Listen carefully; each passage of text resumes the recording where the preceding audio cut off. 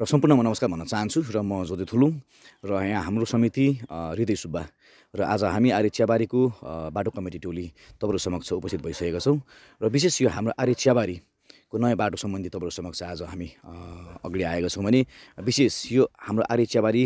दार्जिलिङ सहरदेखि मात्र 3.5 3.5 किलोमिटरको बाटो र आज हाम्रो यो बाटोले आर्य चियाबारीलाई ठुलोभन्दा ठुलो सपना आर्य चियाबारीको सपना पुरा भइसकेको छ र यो बाटोले गर्दा तपाईँको जुन चाहिँ यो भक्ति बस्तीलाई पनि धेरै फाइदा पुगेको छ र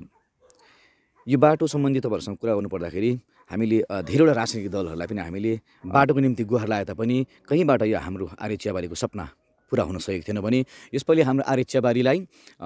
बाटोलाई जो हाम्रो जिटिए चिफ श्री अनित थापाज्यू अनि हाम्रो कन्ट्र्याक्टर सर सुधीर साइमाजी सरको कोसिसमा ठुलो कोसिसमा उहाँहरूले आज हाम्रो आर्य चियाबारीको बाटोको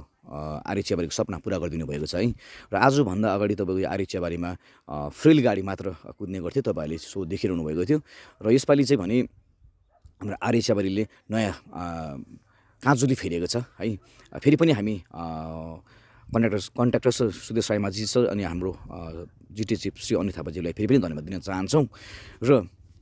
यो बाटोको कुरा गर्नुपर्दा विशेष त जो हाम्रो एसियाको प्रथम विद्युत केन्द्र सिद्रबुङ पावर हाउस है, जो दार्जिलिङ सहरदेखि मात्र 7.5 किलोमिटरमा दूरीमा रहेको छन् है। तपाईँ र हाम्रो एउटा धरोहर भनौँ न, त्यहाँसम्म पुग्नको निम्ति एउटा बाटो थिएन, अल्टरनेटिभ रोड थिएन भनेदेखि आज सिद्रबुङ पावर सँगसँगै भक्ति बस्ती, अप्पर भक्ति बस्ती, लोवर राजबाडी अनि डाली कमान, ओरेन्ज भ्याली,